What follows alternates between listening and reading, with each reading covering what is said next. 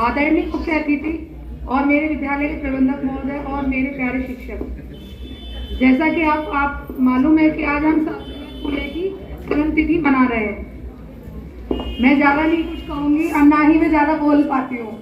मैं इतना ही कहूँगी कि शिक्षा का दीपक हमेशा जैसे हमारे केएस में जल रहा है और उसकी जो ज्योति है इतनी प्रज्वलित होती है पूरे घूपना और सेवानगर पूरे इलाके में। आगे यही मेरी भगवान से दुआ है कि हमारा केएस का नाम हमेशा ऐसा ही रोशन रहे और जैसे भी हमारे सर हैं और हमारे मार्गदर्शन श्रीमती अंजू मैम और बड़े सर ऐसे ही हमें हमारा मार्गदर्शन करते रहें। और जैसे कोमल मैम ने बताया कि हमारे स्कूल की संस्था में ऐसे ही हमारी वाली दूसरी ब्रांच संस्था में कई बच्चे ऐसे हैं, 2 से 3 बच्चे जिनके पेरेंट्स अभी भी एक्सपायर हुए हैं 2 मंथ के अंतराल में, तो उनको हमने ड्रेस और बुक्स बिल्कुल निःशुल्क दिए हैं। तो हम आगे भी ये, और ऐसा नहीं कि हम सर से बोलते कि सर ये इसकी फाइनेंस प्रॉब्लम है तो कहते हैं कोई बात नहीं आप जितना कम कर सकते हो कर दो। वो कभी हमारे बीच ये भी नहीं कि भी बोलते हैं कि नहीं इतना नहीं इतना, जो आपकी इच्छा है, क्योंकि हमें यहाँ कभी फील नहीं होता है कि हम यहाँ नौकरी कर रहे हैं। नो, हमें तो सिर्फ यह है कि हम खुद यहाँ के स्कूल के प्रबंधक तो नहीं सर, हम खुद यहाँ अपने अनुसार चलते हैं, हम यहाँ के खुद मालिक हैं।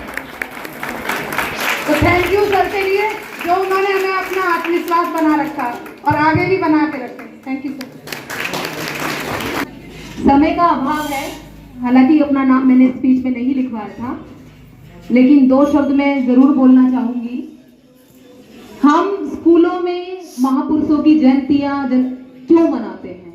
इसलिए मनाते हैं ताकि हम उन्हें अपनी लाइफ में डेली जीवन में ला सकें। ऐसी एक शख्सियत जिनसे मैं रोज मिलती हूँ, जो हमारे बीच यहाँ प्रस्तुत हैं, जो खाली महापुरुषों की जयंतियां मनाने के लिए नहीं बैठते हैं, उनको अपने जीवन में उतारते भी हैं। शायद मैं कहूँ तो जो पीड़ा हमारे महापुरुषों ने उठाया था उनको आगे ले जा रहे हैं, जिसका मैं खुद साक्षात प्रमाण हूँ। ऐसे ही एक व्यक्तित्व के धनी व्यक्ति हमारे बीच में उपस्थित हैं, हमारे विद्यालय के प्रबंधक श्री राजेंद्र कुमार जी। वो खाली महापुरुषों को पुष्प अर्पित करके जयंतियां नहीं मनाते हैं, मैं उसका जीता जागता उदाहरण हूँ।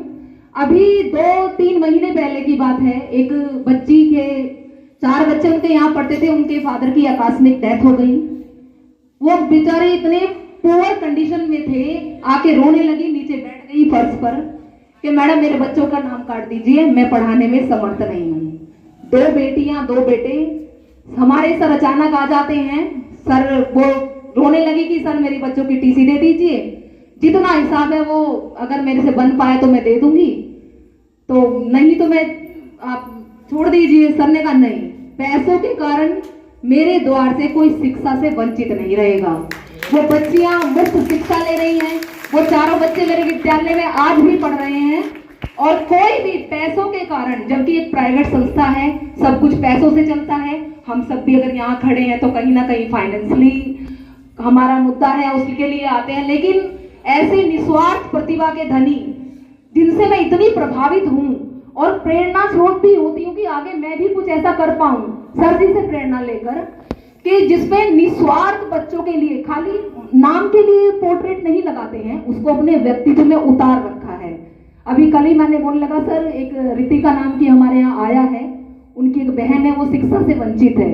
तो मैंने कहा सर वो लड़की पढ़ती नहीं है। कह रही मैडम इससे अच्छी श्रद्धांजलि क्या होगी, कल अनाउंस कर देना वो बच्ची मेरे विद्यालय में मुफ्त पढ़ेगी। तो देखिए एक बार सर के लिए बहुत जोर जबरदस्त तालियां, और सर जी का ऐसा व्यवहार हमेशा बना रहे, और वो हमारे समाज के सच्चे सोशल रिफॉर्मर हैं और आगे भी रहेंगे। बहुत बहुत धन्यवाद सर जी आपके ऐसे व्यवहार के लिए, ऐसे व्यक्तित्व के लिए। आपका ऐसा व्यवहार हमेशा हमारे लिए प्रेरणादायी रहेगा सर। धन्यवाद। इससे पहले हमारे बहुजन जागरूकता मिशन के संरक्षक आदरणीय आनंद प्रकाश बाबू जी और निकी चंद बाबू जी का बहुत बहुत धन्यवाद, और स्कूल के प्रबंधक श्री राजेंद्र कुमार जी और प्रबंधिका अंजू मैडम जी का, और दोनों स्कूल की प्राचार्य कोमल मैडम और सर्वेश मैडम जी का भी बहुत बहुत धन्यवाद। और समस्त स्टाफ और सभी बच्चों का बहुत बहुत आभार प्रकट करते हुए आप सभी को माता सावित्रीबाई फुले जी की जयंती की बहुत बहुत हार्दिक शुभकामनाएं। आज अब से पहले हमने काफ़ी प्रतियोगिताएं करी, लेकिन आप सभी जो शुरू से प्रतियोगिता देते आ रहे होंगे तो आप सभी ने देखा होगा कि हर साल हम कुछ ना कुछ नया करते हैं। जैसे पहले हमने रिटन कंपटीशन लिया, फिर आर्ट कंपटीशन भी कराया।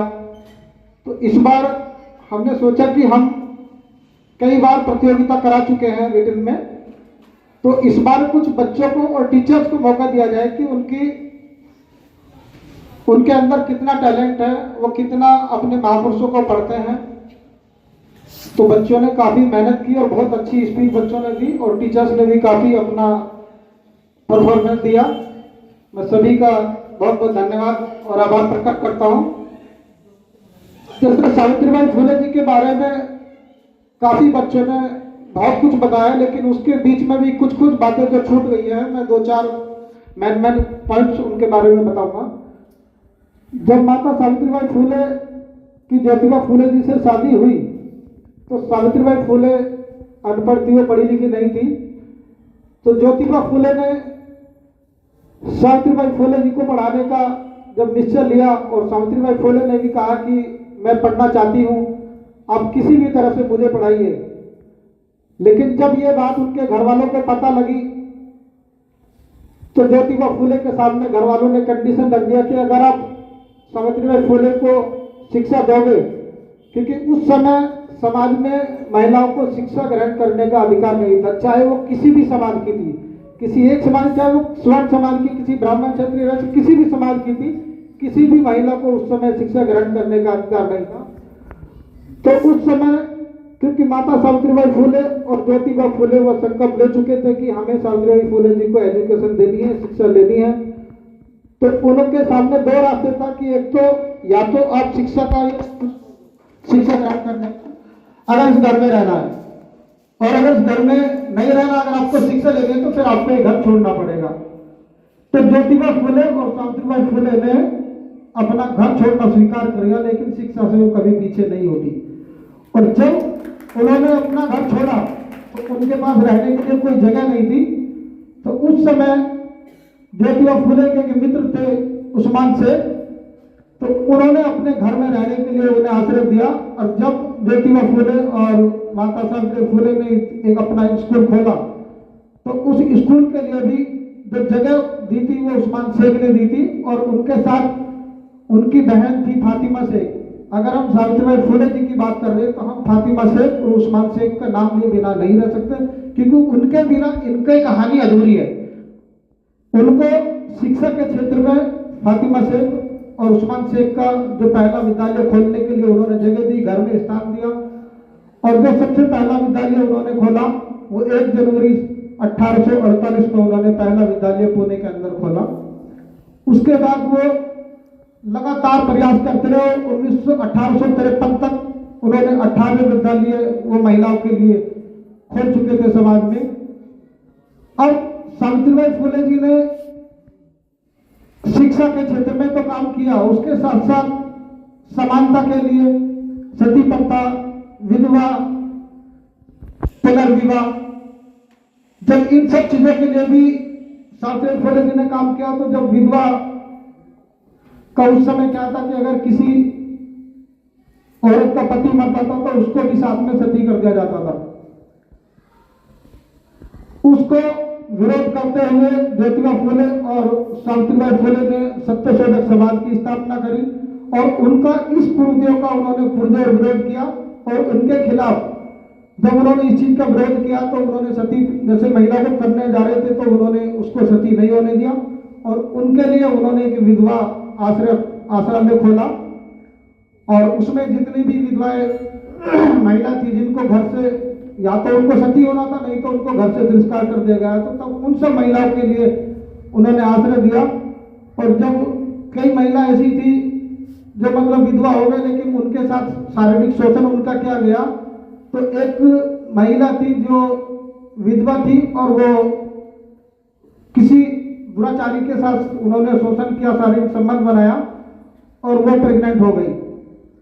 तो अब विधवा के लिए या तो मरना, वो सुसाइड करने के लिए जा रही थी, तो उसको सावित्रीबाई फुले ने समझाया, उसको बचाया। और जो उन्होंने कहा कि ये जो तेरा बेटा है, तू इस बच्चे को पैदा कर और इस बच्चे को हम गोद लेंगे। तो जो बच्चा उससे पैदा हुआ उसको ज्योतिबा फुले और सावित्रीबाई फुले जी ने गोद लिया। इनको अपनी कोई औलाद नहीं थी और उस बच्चे को भी पढ़ा लिखा कर इन्होंने डॉक्टर बनाया। और जब 1897 में एक प्लेग महामारी चली, वो बीमारी आई, तो उसमें अपने ही परिवार के लोग अपनों का साथ नहीं दे रहे थे। तो उस कंडीशन में ज्योतिबा फुले और सावित्रीबाई फुले जी ने संघर्ष करा और जितने भी उस बीमारी से ग्रसित थे उनकी सेवा करी। और सावित्रीबाई फुले जी ने एक बच्चा जो प्लेग से ग्रसित था, खुद उसको कंधे पर उठाकर अपने जो बेटे का हॉस्पिटल था, डॉक्टर था, उन्हीं के अस्पताल में ले जाकर बेटे ने और दोनों ने उनका इलाज किया। और उसी बीमारी के कारण जो सावित्रीबाई फुले उस रोग से ग्रस्त हो गई, तो उसी के कारण उनकी 10 मार्च 1897 में मृत्यु हो गई। तो जो काफी बच्चों ने बीच में बहुत अच्छा बच्चे जानकारी लेकर आए थे, लेकिन जो कुछ बीच में छूट गया था उसकी मैंने आप सभी को जानकारी दी। तो अब समय काफी हो चुका है, तो मैं आप सभी का एक बार बहुत बहुत आभार और धन्यवाद प्रकट करते हुए अपनी बात समाप्त करता हूँ। सभी लोग